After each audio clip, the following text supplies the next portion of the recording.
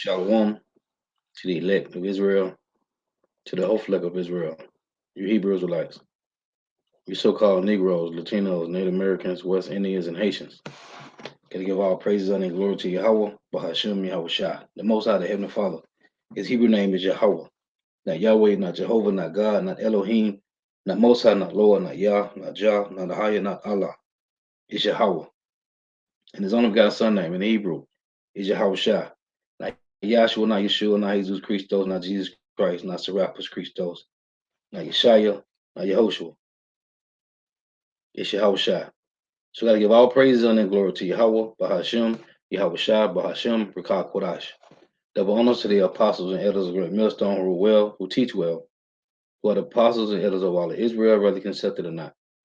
In the sincere salutation to all the occupied, pushing this truth and believing this truth, to the four winds of the earth, the entire world, waking up the hopeful elect. And shalom to our walk who are listening and learning. A few sisters who are listening and learning. I'm Isaiah from GMS Orlando Camp, coming at you another lesson in truth, facts, faith, and edification, another daily edification. Lord willing, this be edifying. So I titled another Saturday edification. So I titled this lesson, Christmas has no relative with Christianity, right?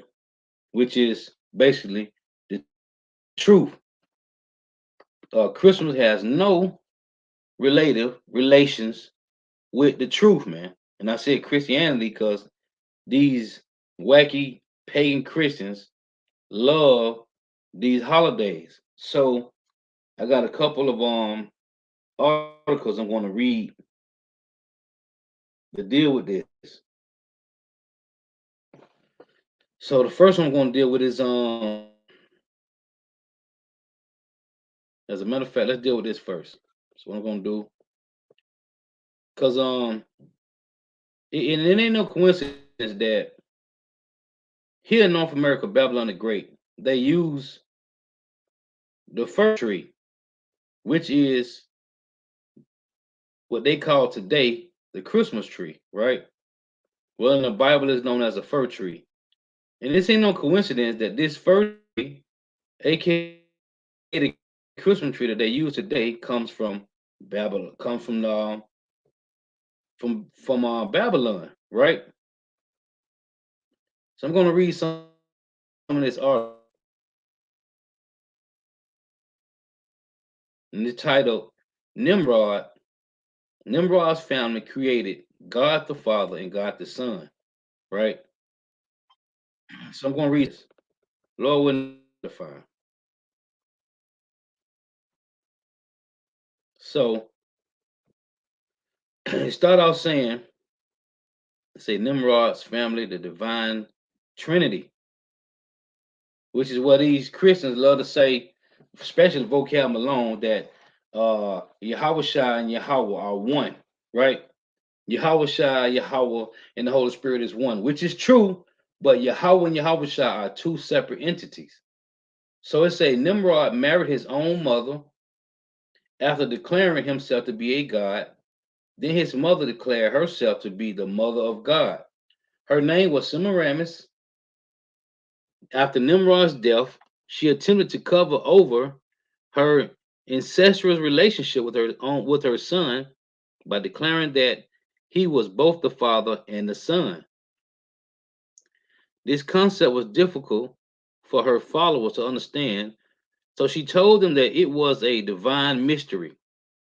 This was not comprehensible, and thus God the Father and God the Son was invented way back then in ancient Babylon, right? It say, and this is what Mother's Day, Valentine's Day, these all come from Semiramis, man, right? That Queen of Heaven worship. It say, and yes, Semiramis insisted that there were not two gods, but rather one. And this is what they say today by Yahweh and Yahweh Shai. Just two aspects of the same God on earth while still alive. Nimrod was the man god of Babylon, represented by the sun as a solo god. All the sun gods that were formed around the pagan world after him were all fashioned in his likeness. They maintained different names, but were still recognized as carbon copies of the original sun god of Babylon, known as Nimrod. Salakia, moving too fast. So it say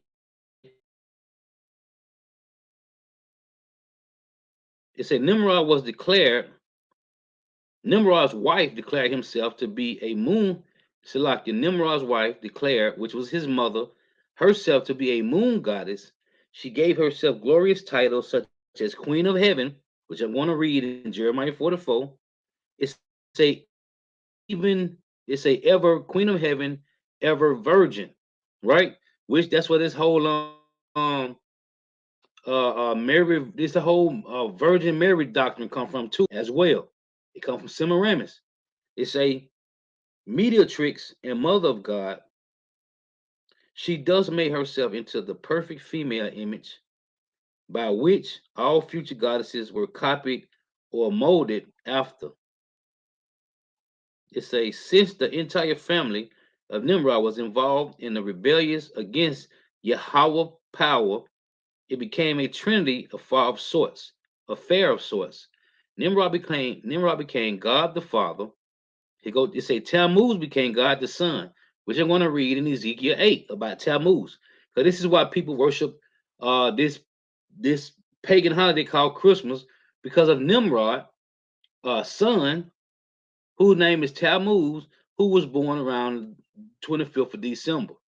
So it say Nimrod became God the Father, Tammuz became God the Son, and Semiramis became the dove of or spirit that held his holy union together. Hence, the first Trinity was born there in Babylon and has spread its tentacles around the world. When the Babylonians were scattered abroad, the Trinity of God, Son, and the Holy Spirit, Semiramis, has invaded almost every pagan religion around the world. Their gods and goddesses have different names, but the principles remain the same. Even today in North America, Babylon the Great. It's no coincidence that everybody using the fir tree, the Christmas tree, to put in their house, man. It's a even Kildare, Ireland, has their triple goddess named Bridget that had been assorted by the apostate Christians church in the form of a saint.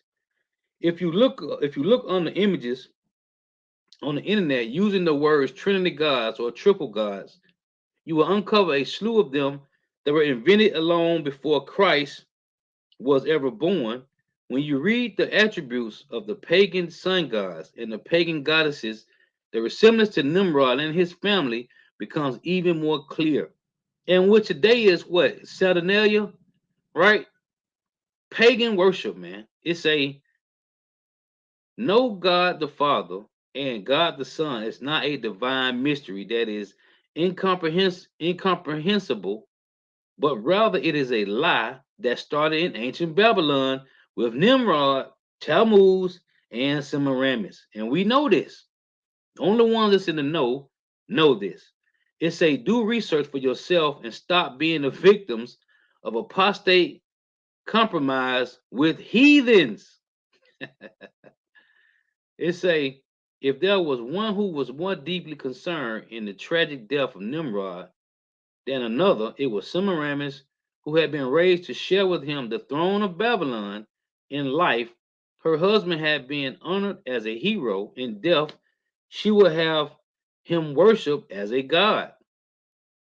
They say long ago, right after the flood, a man named Nimrod emerged on the scene of history, which is in Genesis 10. When he died, his wife, Semiramis, recognized that without him, she might lose power, so she devised a clever plan. Salakia, let me prove that real quick. I said Genesis 10, it might be Genesis 11, just to make sure.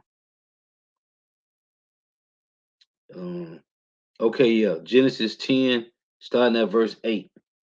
Okay, so it say Semiramis was pregnant. She told everyone that the child in her womb was none other than Nimrod being reborn. This was the beginning of the greatest perversion, the concept of a father-son deity. It say Semiramis became pregnant after Nimrod's death, and to cover up her indiscretion, she claimed that her baby was Nimrod reincarnated. So how she claimed that he was both the father and son, and it's a spirit that she said reincarnated, man, because everybody understand reincarnation except these fools today in Babylon the Great. It's a the divine mother who gave birth to this divine son was Isis, the Egyptian name for Semiramis. Thus there were now three gods to whom worship was due: a father god, a son god, and a holy mother goddess. Yet all these were to be considered equal because they were all to be considered equal parts of the triune God, right? Madness. It say after Nimrod's death, Semiramis claimed his son Horus to have been Nimrod reincarnated. These three, Osiris, Nimrod, Isis, Semiramis, and Horus, the sun, came to be exalted as a triad of deities, right? All pagan religions from the time of Babylon has adopted in one form or another a trinity doctrine of the triad or trinity of gods. And this is going on right now in Babylon the Great, man. North America has adopted, has adapted to every religion dealing with false idols, these pagan gods from all around the world, all the way up to now, man. Like it said, from Babylon to now. It say in Babylon it was Nimrod, Semiramis, and Tammuz. In Egypt it was Osiris, Isis, and Horus. In Plato's philosophy, it was the unknown father, Nous, Logos, and the world soul. The Greek triad was composed of Zeus, Athena, and Apollo, which is facts. Romans had their trinity of Jupiter, Mercury, and Venus, which is facts. The Hindus have their trinity Brahma, Vishnu, and Shiva. You can't make this up, man. The lost doctrines of Christianity, the doctrine of the Trinity, is not based upon Scripture, which is facts. Which is facts. Many ancient pagan nations have three-headed gods and a Trinity doctrine. All these have existed from ancient times and originated with Nimrod and Babylon. It's a Semiramis was initially included in the pagan Babylonian Trinity as the Holy Spirit, and her symbol was that of a dove. Deified as Ishtar, which is that's where the whole Easter come from, right? The fertility god Ishtar. When you read it, was that Acts? Is it Acts 13? If I'm mistaken. Let me see. So in Acts, I'm sorry, Salakia, Acts chapter 12, right? It say Acts chapter 12 and 4, reading the point, since I'm reading this, it say in verse 2, it said, because he saw it pleased the Jews, he proceeded further to take, let's read one. Acts 12 and 1. Now after the time that Herod the king stretched forth his hand to vex certain of the church, and he killed James, the brother of John, with the sword, and because he saw it pleased the Jews, he proceeded further to take Peter also. Then were the days of unleavened bread. And when he had apprehended him, he put him in prison, delivered him to the four quadrillions of soldiers to keep him, intending after Easter to bring him forth to the people. When you go to this word Easter in my black Bible, my 1465 Bible, the word Easter isn't here. It says Passover. It says to keep him intended after Passover to bring him forth to the people. The word Easter go back to this word right here, Ishtar. Okay, so it's a deified as Ishtar. She was raised far above the level of all creatures and was worshipped as the third member of the Trinitarian Godhead. There is no Easter, man. Okay, Easter go back to the word Ishtar. Okay, there is no Easter, man. That was talking about the Passover. You got the Passover in Egypt. The Passover also represents the Passover of Yahushua being born and death, which is between March and April. Okay, there is no birth of Yahushua being born in December, man. That was representing Tammuz.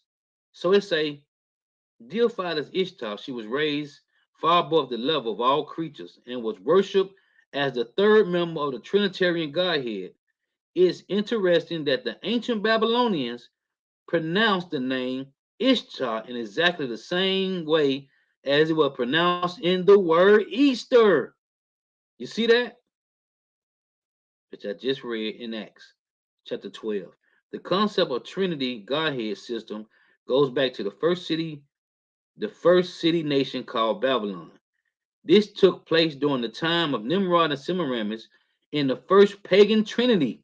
Nimrod the king was the first person. Semiramis, his queen, was the second person. And Tammuz, it said Tammuz, their son, was the third person of this Godhead system. And this is no difference right now, man. It say after the flood, and then the scattering from the Tower of Babel, the earth was in a repopulation process by pagan Trinity believers, initially from Babylon, as the original Babylonians scattered across the face of the earth from the Tower occurrence. They took their religious systems with them, even though they expressed their religious system in their new languages. Even in their new languages, the general uh the general characteristics. Oh man, Salakia, Salakia. I don't know. I'm messing up right now. Hold on, Salakia. It say Salakia. The general. It say even in their new languages, the general characteristics of the Trinity system remained the same. This system eventually infected the Christian religion world. You see that? You see that? It's a and it's spoken of in hidden detail in Revelation chapter 17 and 18. That's cold. It say, so utterly idolatrous was the Babylonian recognition of the divine unity that Yahweh, the living power, severally condemned his own people for giving any countenance to it, which is true. Right in Exodus 34. Matter of fact, let me read it. Exodus 34 and verse 14 reads, for thou shalt worship no other God, for the Lord Yahweh, whose name is jealous, is a jealous power. Okay? Worship no other God, man. It says, Salakia. This is verse 16. It say, and thou take of their daughters. Matter of fact, it say, at least thou make a covenant with the inhabitants of the land, and they go a horn after their gods, and do sacrifice unto their gods. And one call thee, and thou eat of his sacrifice. And thou take of their daughters unto thy sons, and thy daughters go a horn after their gods, and make thy sons go a horn after their gods. You see, it say so utterly idolatrous was the Babylonian recognition of the divine unity that Yahweh, the living power, severally condemned his own people for giving an countenance to it. In the unity of that one and only power of the Babylonians, the only God, I ain't gonna say power, you're gonna say God because these is demons, idolatrous works. Of the Babylonians, there were three persons, and to symbolize that doctrine of the Trinity, which is today in the Christian churches, man. It say they employed the equal literal, equal, equal, equal literal triangle, just as it is well known that the Church of Rome does to this day. In both cases, such a comparison is most degrading to the King Eternal. It say the Trinity originated with Babylon and was passed on to most of the world's religions. The idea of God the Son is Babylonian paganism and mythological and mythological myth mythology that was grafted into Christianity. You see, it's a Salakia, these pop-ups, man. It's a well, not pop-ups, brothers going live everywhere. So that was the point, right? It say again, it say the Trinity originated with Babylon and was passed on to most of the world's religions. The idea of God the Son is Babylonian paganism and mythology that was grafted into Christianity. Now, so let me come back to me. Hey, because when this devil came out of the cage, right? What did he do? It said he should go out to the see the world, right? With what? With Renaissance art, which Renaissance meaning the rebirth, right? So you got the rebirth of Esau Edom, right? And when they Renaissance, which is rebirth, then you got iconoclasm, right? Which is the whitewashing. So let's check this out. Everybody know that Saint Nick, Saint Patrick, these are so-called Negroes. Okay. Now I had to pull this up. Let me get it. So this is one I'm going to read, and it say, "Who is Saint Nicholas?" Right now, to show you how cold the Lord is, and how these devils whitewash everything, right, with iconoclasm. So I'm going to read just this part. Listen to this. It say, "The true story of Santa Claus begins with Nicholas, who was born. Listen to this. Who was born during the 3rd century in the village of Patara in Asia Minor. At the time, the area was Greek and is now on the southern coast of Turkey. His wealthy parents, who raised him to be a devout Christian. You see, it's a devout Christian. Listen, died in an epidemic while Nicholas was still young, obeying Yahushua's word to sell what your own to sell what to sell, say words to sell what you own and give the money to the poor." Going back into what Yahushua told the one guy that came to ask him, how can he get salvation? How can he get everlasting salvation, right? Yahushua told him to go and sell all that you have, come and follow me. Listen, it said Nicholas used his whole inheritance to assist the needy, the sick, and the suffering. He dedicated his life to serving God and was made Bishop of Myra while still a young man. Bishop Nicholas became known throughout the land for his generosity to those in need, his love for children, and his concern for sailors and ships. Right? It say, listen, look at this. Man, you know this is Jake, man. Look at this. Let me make sure it's sharing. Now, if you're reading along with me, if you can't see the letter might be small, I'm reading it right here for you. Look, it say under the Emperor Diocletian. You see this? Under the Roman Emperor Diocletian, who ruthlessly persecuted Christians. Who was this? Israelites, right? When you go to pull up, it tell you how Nero crucified. Nero was putting the Christians to death, right? That's where you get the Roman candle from, right? From Nero putting Israelites. When you watch that movie, this last movie they made, it's called Paul the Apostle of Christ. They was putting Israelites on the stake and burn them alive. That's where the Roman candle come from, man. Go look it up. So it say, listen, you know this was a Jake. It say under the Roman Emperor Diocletian, who ruthlessly persecuted Christians, Bishop Nicholas suffered for his faith and was exiled and imprisoned. So they threw they threw Job 9:24 in prison. It said the prisons were so full of bishops, priests, and deacons, there was no room for the real criminals, murderers, thieves, and robbers. After his release, Nicholas attended the Council of Nicaea in AD 325.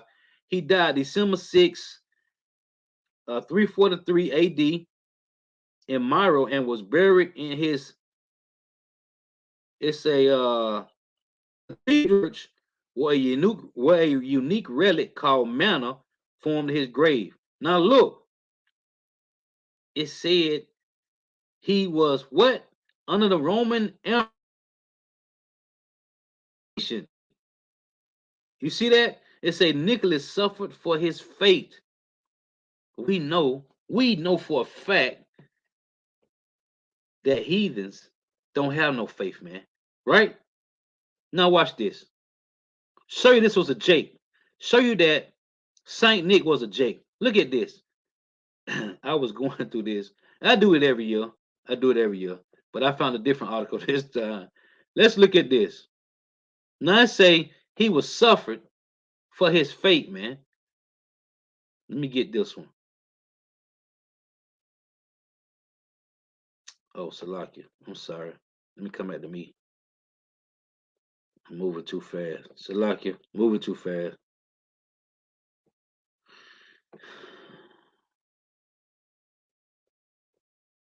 So this one here, let me see. Let me just pull this one. So check this out. Now, look at this. It's a Secret Santa, the hidden history of jolly old St. Nicholas and his elves. Make sure it's sharing so you can see it. Okay. Look at this. Now you know this is writings from Idumeans, man. Look. Look at this. This is the real Saint Nick. You see this? Look. This right here, the image to the left. This is the image. This is a statue in Russia, man. This is a Russian icon. It's in the book of the Russian icons right here. Listen to what it say. It's a statue in the cathedral of Santa Maria, right? It's a Italy, privately owned 19th century Russian icon, 17th and 18th century painting in the Basilica of Saint Nicholas of Bari. It's a 14th century statue in a chapel at the Norman Castle. Look, let's read this. You can't make this up, man. And we know what this devil did. He whitewashed everything, man. Iconoclasm.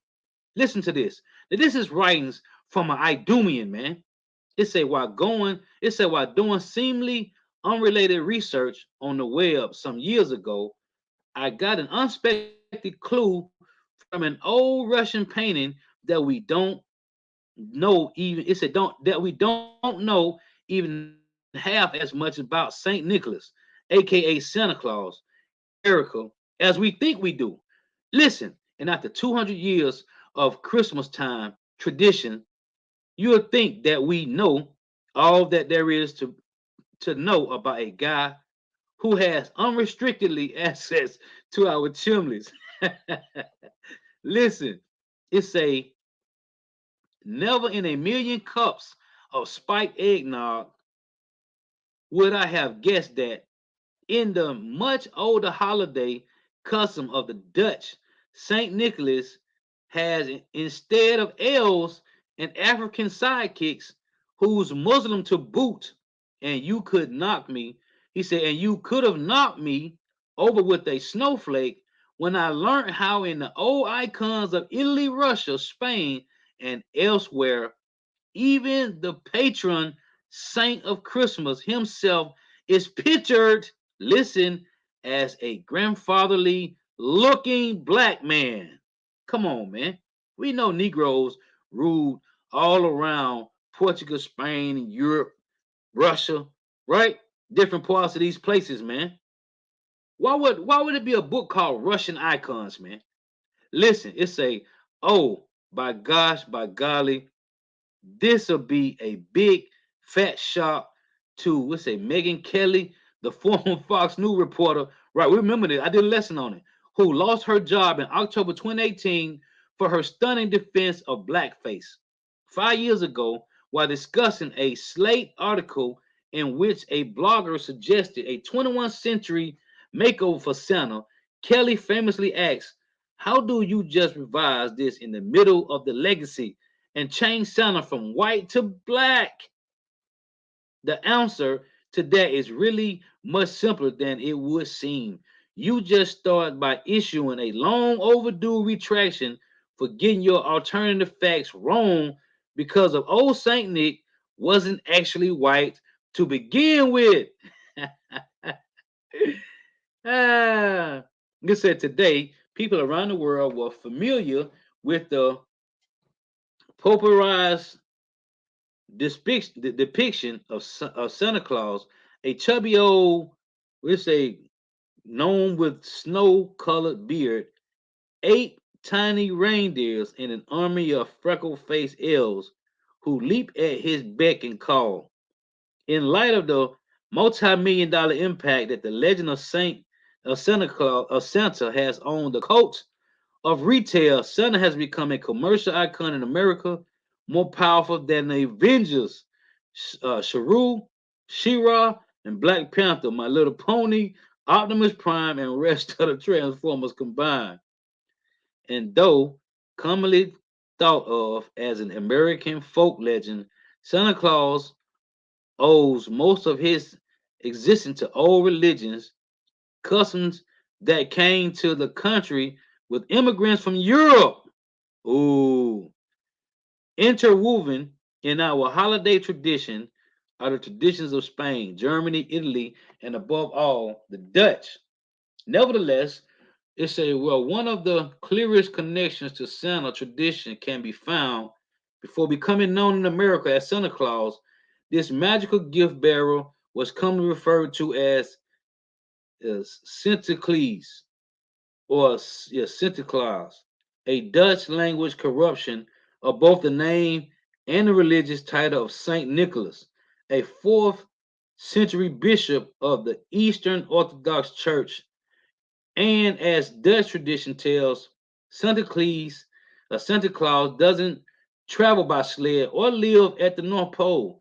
He also doesn't dress up in red velvet suits.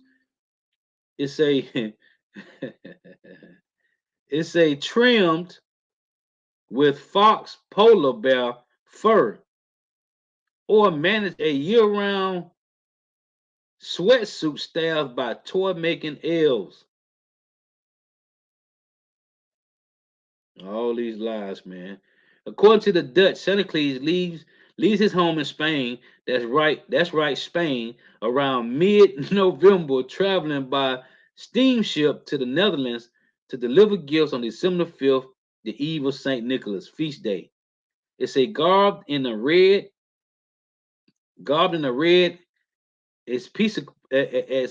episcopal robe, episcopal robe with the pointed mentor of a bishop on his head, mitre, appointed, which is I'm sure supposed to be mitre, right? Pointed meter of a bishop on his head, and a gold shepherd's crook in hand. Sinclair's role as a high priest of the Christian church is on full display. It's a after reaching his destination, Santa Claus rides from house to house and rooftop to rooftop on a black or a white horse, acting with impartial authority down the chimney of each home. He drops gifts for kids who were well behaved throughout the year, or a single lumps of coal for those who were naughty. Then, after a long night of work on the morning of December 6th, Santa Claus returns to his steamship and journeys back home to Spain. Hey, we know who was in Spain, man. So it's a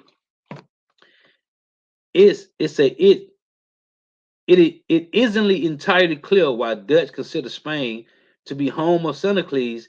Not that the North Pole makes it better a local for the toy making racket. The actual son of Saint Nicholas was born and raised in Patria, a city one located on the northeast coast of the Mediterranean Sea. But there are theories that suggest how Spain got the job. One of these has to do with the Moors. Oh, that's cold. This is beautiful. You can't make this stuff up, man. It's a, but there are theories that suggest how Spain got the job. One of these has to do with the Moors, people of North Africa who were once viewed as the Islamic terrorists of medieval era. Man, these was Israelites, man. Okay, Jakes, man, so-called Negroes. We keep telling you people, man.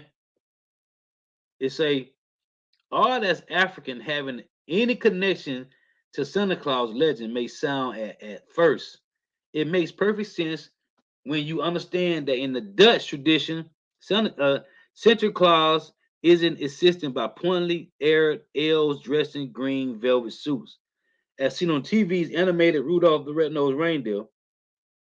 According to the Dutch tradition, the helper of Santa Claus is a colorful dressed blackamoor. Blackamoor. Ah, hey, you people hate to hear this too. We know. We know. The truth is the truth, though. You can't make this up. It's a making a list and checking it twice to keep an actual record of who's been naughty and who's been nice throughout the year is a monumental task, even for a magical old dude like Santa Claus. So assisting him with gifts, giving enterprise, and it's saying Pai, a SWAT Pai, literally Black Peter. Ooh, is what's that? Swatty, Swatry, a SWAT. Oh, swastika, like when Hitler called us the swastikas, which is black.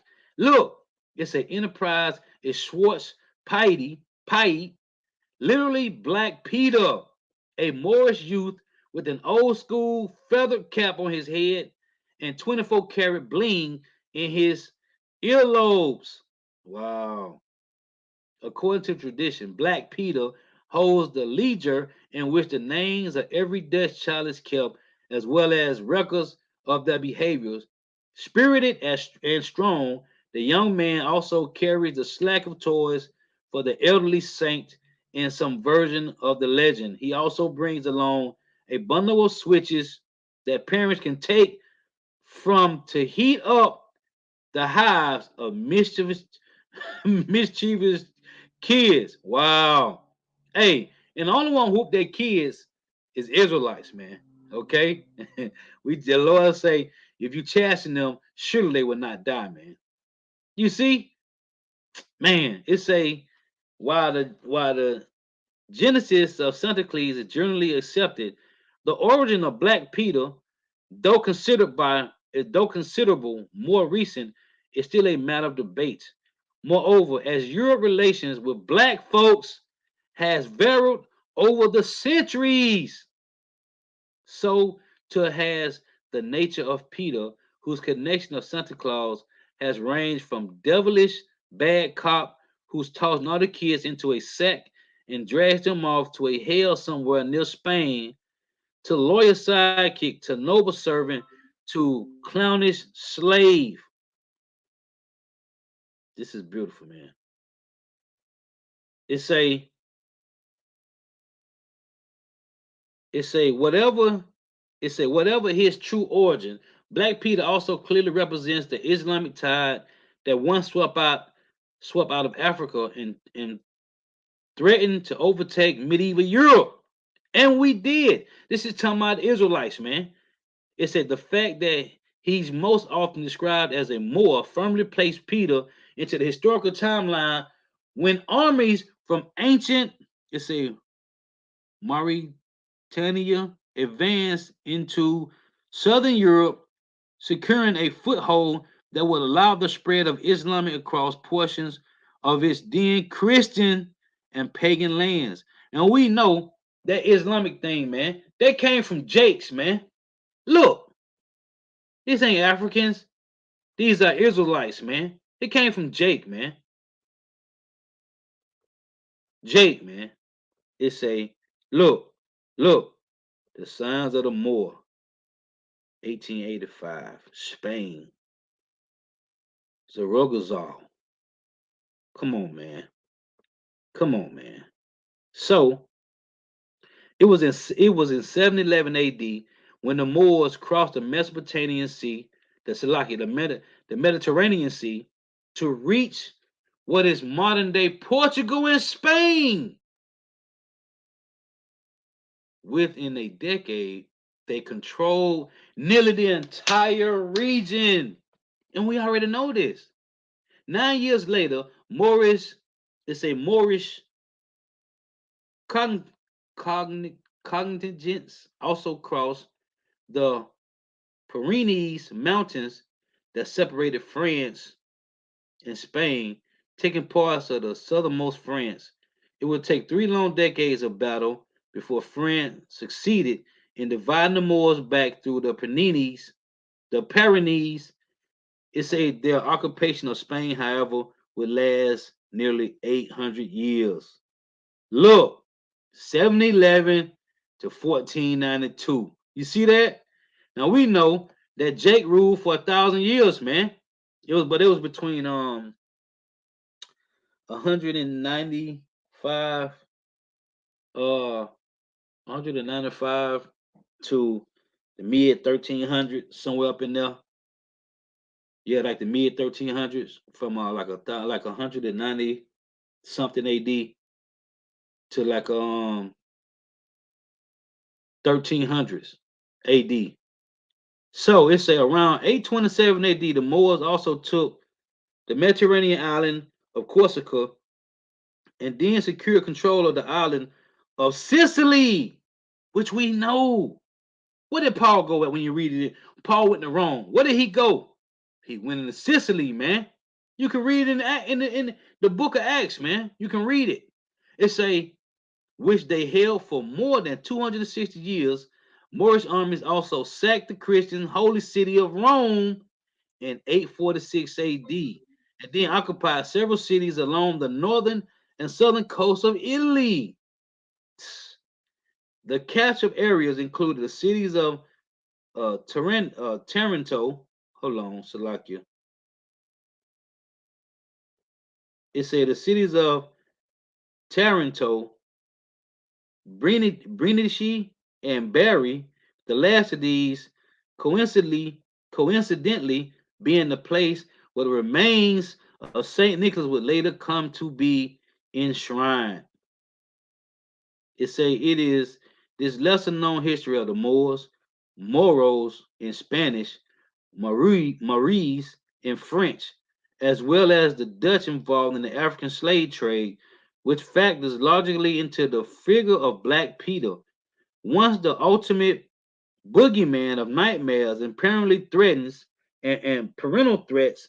This ever it say this ever adolescent Moor serves now in the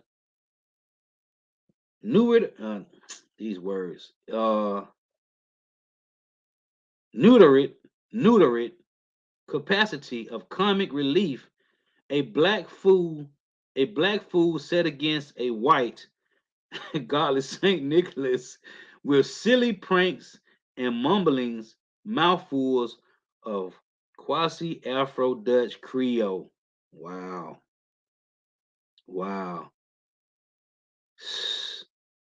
Hey, so anyway, I ain't gonna read all this. I wanna go back. Hey, this is good though, man.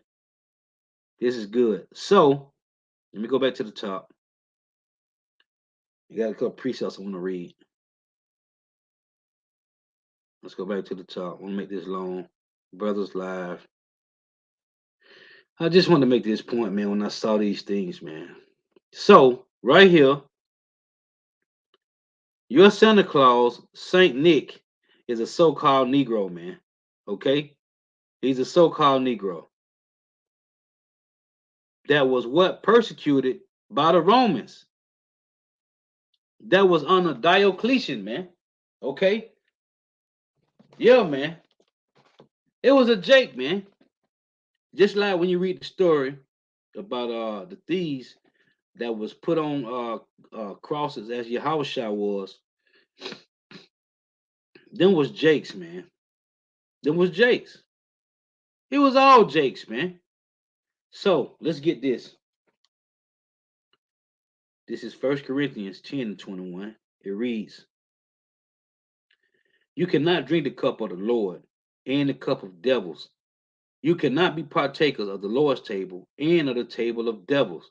You can't do it, man. You're either gonna serve Yahweh Shema Shai, or you're gonna serve Satan and his physical seed, which is Esau Edom. The Job 9:24. Okay? You can't drink the cup of the Lord and the cup of devils, man. You can't say you worship Yahweh Shema Shai, but then you want to celebrate these pagan holidays, man. It's Matthew 6:24. No man can serve two masters, for either he will hate the one and love the other, or else he will hold to the one and despise the other. You cannot serve God and mammon, which is the God of money. And outside of money, you got idol worship and everywhere. Some Jays worship LeBron James and Michael Jordan and shoes and women. All these things is idol worshiping, man. And you can't do it. Now, when you go to Jeremiah 44, I'm going to read some of this. Because going back to Semiramis, Nimrod, and Tammuz, right? What you are worshiping, what you are worshiping today in Babylon the Great, you're worshiping Nimrod, Tammuz, and Semiramis, right? The Queen of Heaven worship, right? The Christmas tree represents Nimrod, okay? The Christmas tree, that which is the evergreen tree they call in the Bible, is the fir tree. That's representing Nimrod, okay? In celebrating this day, you are promoting the paganism of Tammuz, man. That's what you're doing, which was set up by Semiramis. As she had people to come from all around the world to pay tribute to Nimrod once he died. With what? With presents and gifts under this evergreen, this fir tree that was established for Nimrod's death. Okay? This is why you're doing this, man. Which I'll go back to Saturnalia, as our brother been doing a lesson, Apostle Taha did a lesson on this, right? This is what you're celebrating, man. Now, this is Jeremiah 44:1. The word that came to Jeremiah concerning all the Jews which dwell in the land of Egypt, which dwelled at Migdol and at Taphanes, Tapanes. It say, and at Noth, and in the countries of Pathros, saying, thus saith the Lord Yahweh of hosts, the power of Israel. Ye have seen all the evil that I have brought upon Jerusalem and upon all the cities of Judah, and behold, this day they are desolation, and no man dwelleth therein, because of their wickedness which they have committed to provoke me to anger, in that they went to burn incense and to serve other gods, whom they knew not, neither they, yea, nor their fathers. Howbeit I sent unto you all the servants, the prophets, rising up early and sending them, saying, oh, do not this abominable thing that I hate.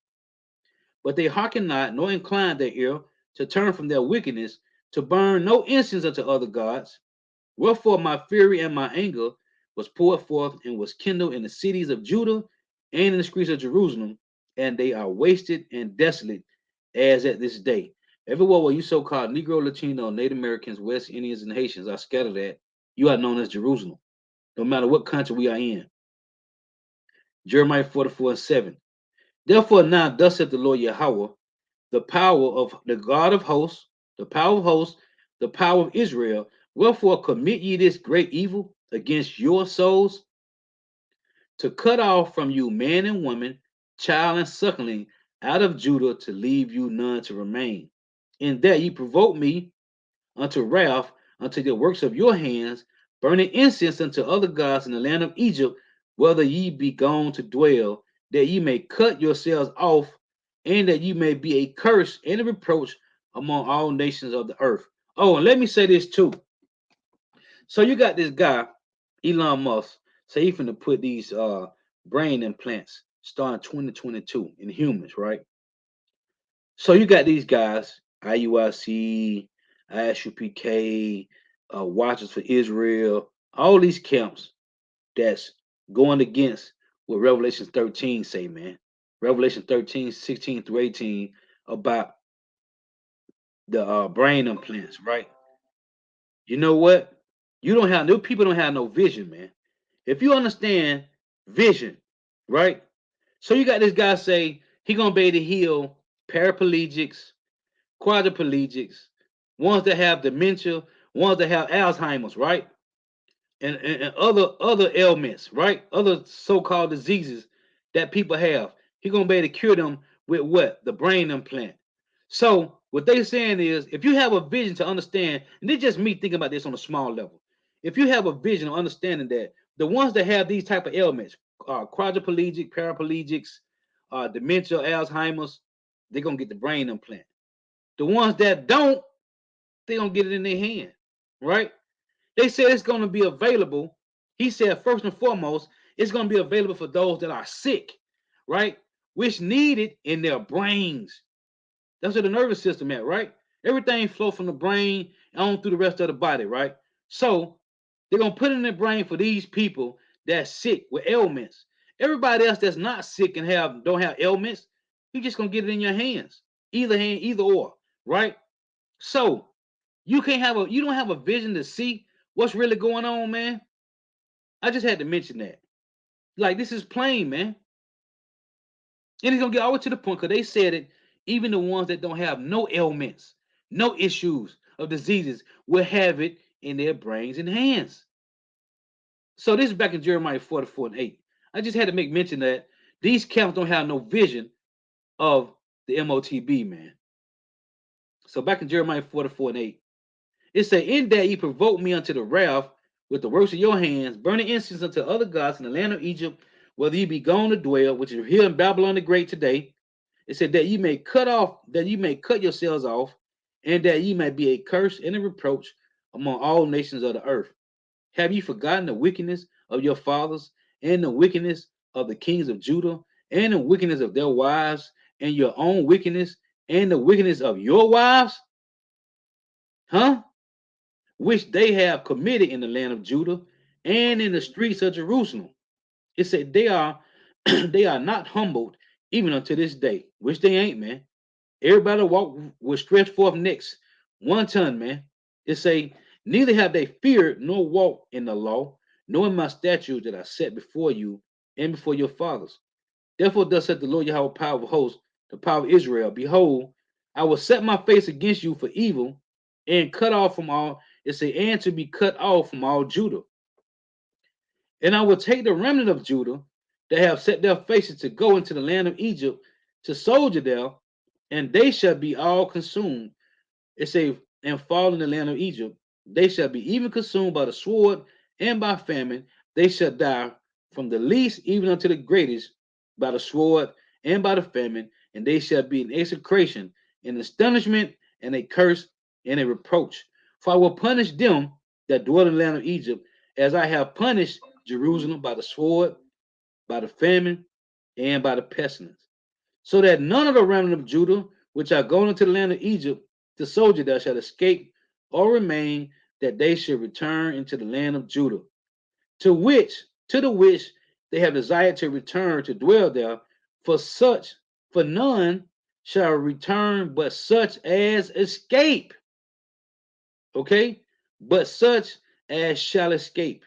It say, then all the men which knew that their wives had burnt incense unto other gods, and all the women that stood by, a great multitude, even all the people that dwelt in the land of Egypt and Pathros, answered Jeremiah, saying, and that's why these women love Christmas. They love these pagan holidays, Christmas, uh, Valentine's Day, Mother's Day, celebrating your birthday. All these pagan customs that we're not supposed to do, man. It says, verse 16, as for the word that thou hast spoken unto us in the name of the Lord Yahweh, we will not hearken unto thee. And this is how cold Jake is, man. They just straight frank with it, man. Telling you they ain't worshiping the truth. They want to follow these same customs. My mom even told me that, man. It's a tradition that we keep. It say, but we will certainly do whatsoever thing goeth forth out of our own mouth to burn incense unto the Queen of Heaven, which is Semiramis, and to pour out drink offerings unto her.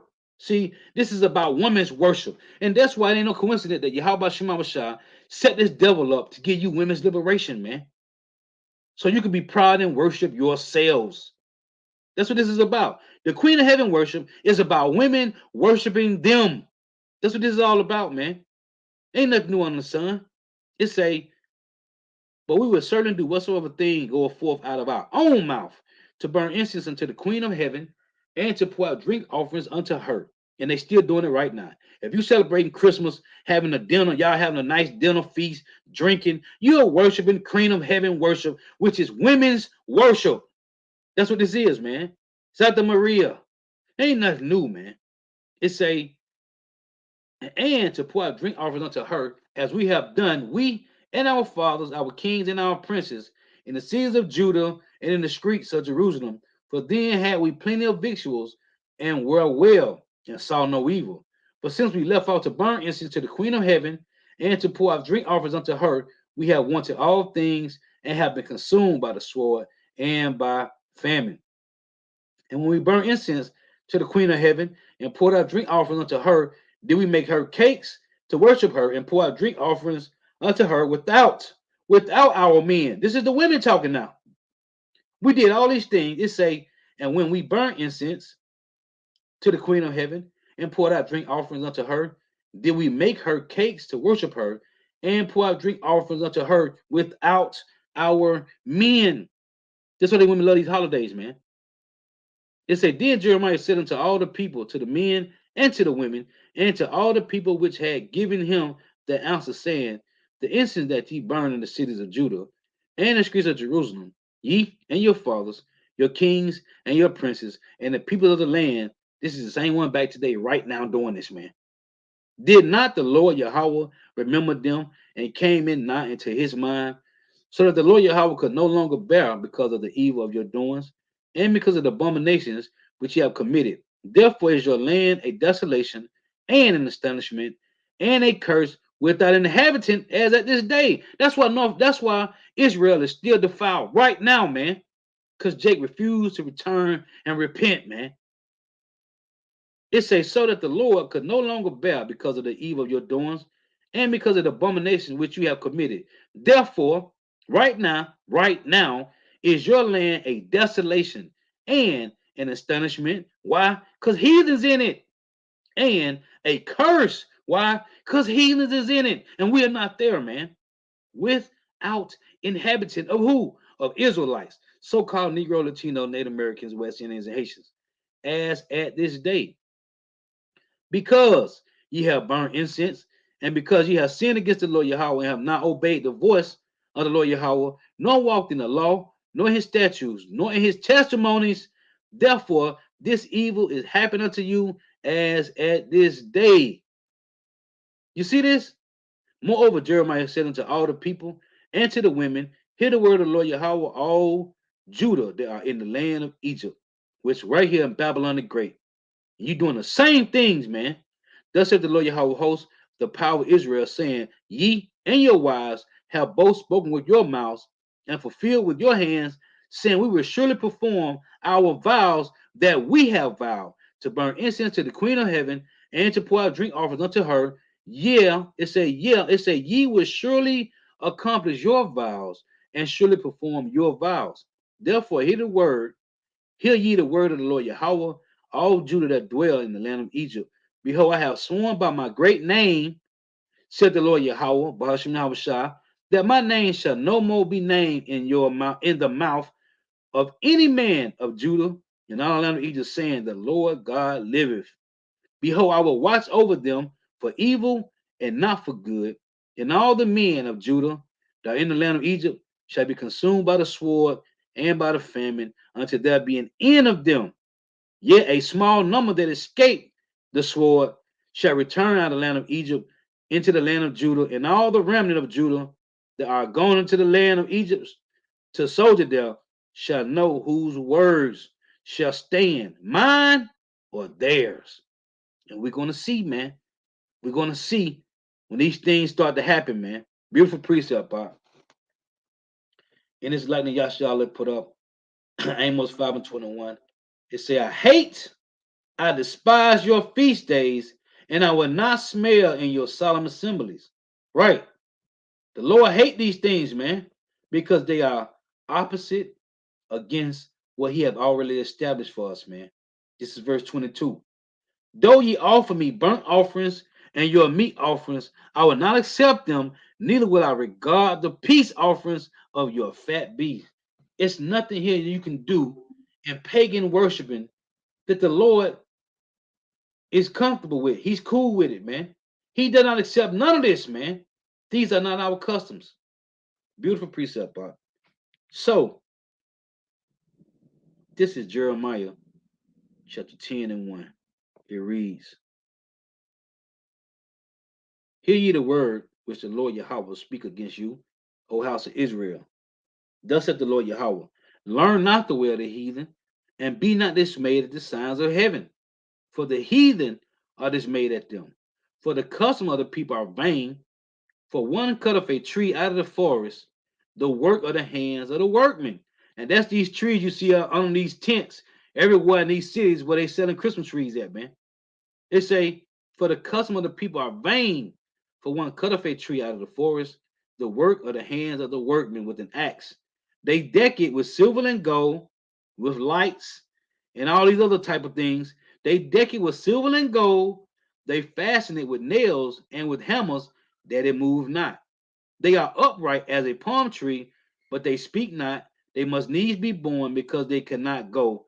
Be not afraid of them, for they cannot do evil, neither also is it in them to do good. Some of these Christmas trees, they have to get fastened with nails and hammer, man. When you take it home and sit it in your tree stand, okay? This is pagan customs, man. The Lord plainly said, learn not the way of the heathen, man. And this is you worshiping Semiramis, Queen of Heaven worship, and Tammuz and Nimrod, man. This is what you celebrating. This is Ezekiel chapter 8. I'm going to start at 12. It reads, this is what the Lord talking to Ezekiel. It's Ezekiel 8 and 12. Then said he unto me, Son of man, hast thou seen what the ancients of the house of Israel do in the dark? Every man in the chambers of his own imaginary imagery, imagery. For they say, the Lord seeth us not. The Lord Yahweh has forsaken the earth. And this is how Jake really feel today, man. Again, Ezekiel 8 and 12. Then said he unto me, Son of man, hast thou seen what the ancients of the house of Israel do in the dark? Them that's supposed to know the truth. Well, I said ancients, right? I can tell you in Micah 3 and 1. O ye heads of Jacob, is it not for you to know judgment? It said, Then say he unto me, Son of man, hast thou seen what the ancients of the house of Israel do in the dark? And if the ancients doing it, the rest of the Israelites is doing it. Right? Like voting. You got these niggas, TD Snakes and Teflo Dollar and Al Sharpton and Jesse Jackass talking about you need to vote. It's gonna bring a change. Right? These are the ancient ones, man. That's bugged out. It say every man in the chambers of his imagery, for they say the Lord seeth us not. The Lord Yahweh has forsaken the earth. He said also unto me, Turn thee yet again, and thou shalt see greater abominations than they do. Then he brought me to the door of the gate of the Lord's house, which was towards the north. And behold, there sat women weeping for Tammuz. And this is you today weeping for Tammuz, celebrating Christmas, man. Celebrating because Tammuz died, born, date, and death. This is what you celebrating. Semiramis, Tammuz, and Nimrod. The tree represents what? Nimrod's rod, man.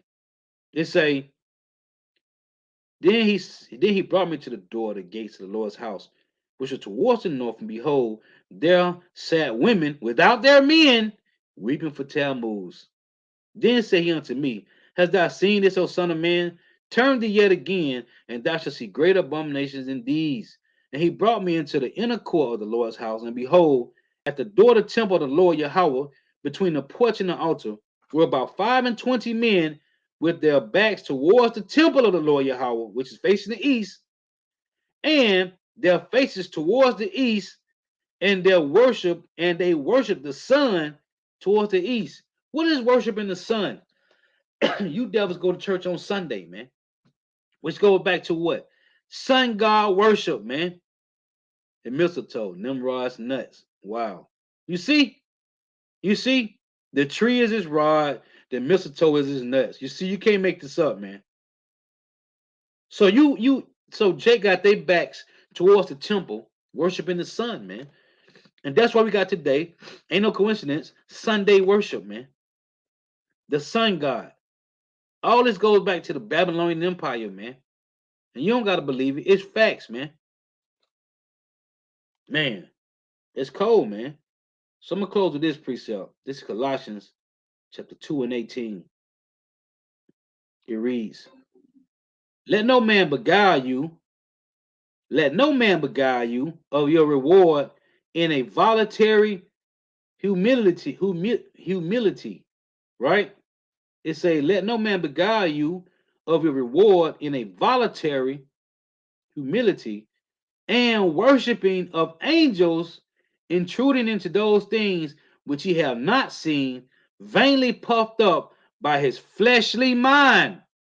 What we were seeing, you Jake's worshiping these other gods by what? Your fleshly mind, man. You see? That's what's going on. And the Lord gonna put you to death for it, man.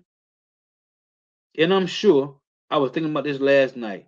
I'm sure, I know it's gonna be a story that's gonna pop up where kids got put to death because the house caught on fire by some lights, by the Christmas tree summit. Because every year it never failed. Last year I did a lesson on the last Saturnalia Day when three kids were sleeping by the Christmas tree and the house caught on fire and the three little boys died, man.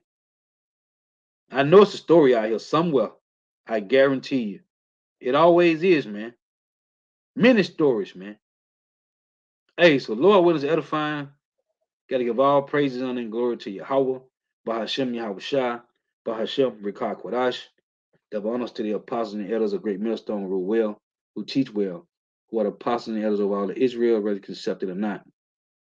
And a sincere salutation to all that are pushing the truth and believing this truth through the four ends of the earth. Then tell you world working up the hopeful elect. And shalom to that walk who are listening, learning, a few sisters who are listening, learning. Lord is edifying to next time I say shalom. Wa ababa ball. Now look, before I close, this word relative, right? That's why I titled Christmas has no relative with Christianity, right? The word relative, listen. Relative. Considered in relation or in proportion to something else, right? It's a similar words, comparative, respective, comparable, correlative, parallel, corresponding, right? Christianity and Christmas has no relative together, man. No relative, man. No relative. Okay? Now, I look at the other word also. Let's look at this other word, relation, right? There's two relative and two relations. So this is the word relation, right? I'm looking up similar words. It's a relations, the way in which two or more concepts, object or people are connected, a thing's effect on or relevance to another. So similar words, which is now connection, relationship, association, link, correlation, correspondence, parallel, tie in, tie up, alliance. It's a interrelation, interconnection. You see, none of Christianity, Christmas and Christianity has nothing to do with each other, man. Nothing. Saturnalia, man. This is all pagan worship, Babylonian doctrines that these devil has pushed on you for years, man. Oh, let me get this. This is Mark. This is what I read to my mom when she told me about celebrating Thanksgiving, man. This is Mark 7:6. It reads, He answered and said unto me, Well have Isaiah prophesied of you hypocrites. As it is written, This people honor me with their lips, but their heart is far from me. Howbeit in vain do they worship me, teaching for doctrines the commandments of men. For laying aside the commandments of God, ye hold the tradition of men, as the rudiments of as the washing of pots and cups, and many other such like things ye do. He said unto me, Full well ye reject the commandments of God, that ye may keep your own traditions. You see, this is a tradition of men. Let's get this. Colossians 2 and 8. Beware lest any man spoil you through philosophy and vain deceit, after the tradition of men, after the rudiments of the world, and not after Hamashiach. You see, when you get Isaiah 29, let's get this one. Isaiah 29 and 13, it reads, wherefore the Lord said, for as much this people draw near me with their mouth, and with their lips do honor me, but they have removed their hearts far from me, and their fear towards me is taught by the precept of men. You see, these pagan customs has nothing to do with the Bible, man. Here's another I'm going to close with. This is Job chapter 3. This is Job chapter 3 in verse 1. After this, Job opened his mouth and cursed his day. And Job spake and said, let the day perish when I was born, and the night in which in it was said, there is a man child conceived. Let that day be darkened, let that day be darkness. Let not God regard it from above, neither let the light shine upon it. Let darkness and shadow of death stain it. Let a cloud dwell upon it. Let the blackness of the day terrify it. This is Job talking about his birthday date. Listen, this is verse 6. This is the point. This is plain too. If you can't get this, you're bugged out. This is Job 3 and 6. As for that night, let darkness seize upon it. Let it not be joined unto the days of the year. Let it not come into the number of the months. What is this talking about? Your year and day you was born on. The day, date, and year. It say, as for that night, Job 3 and 6, as for that night, let darkness seize upon it. Let it not be joined unto the days of the year. And let it not come into the number of the months. You see that? That's birthday date, man. We weren't supposed to celebrate none of these pagan holidays, man. Birthday, Christmas, Mother's Day, Valentine's Day, Thanksgiving. Oh, July the 4th, which was what? The Declaration of Independence being established, which you was in slavery when it was established, if you didn't know. None of these things we supposed to celebrate, man. John the Baptist was put to death on Herod's birthday, man. His head was cut off, man. So we supposed to celebrate heathen birthday, heathen customs. These birthday days, come on, man. These are not our customs, man. The Lord plainly said, learn not the way of the heathen, man. Period, man. But you see on the screen right here, Saint Nick, so-called, aka Santa Claus, was a so-called Negro, a so-called black man from the tribe of Judah. Whether you can accept it or not, man. This has nothing to do. Oh, and that's what I was going to close with. Christianity. Christmas and Christianity has nothing to do with these pagan customs. They have Christianity and Christmas has nothing in relation, man. Okay, no correspondence, man. And to be a Christian, you got to be an Israelite anyway, man. This is Acts chapter 11. This is Acts 11 and 26. So I'm gonna read up a little bit. This is Acts 11 and verse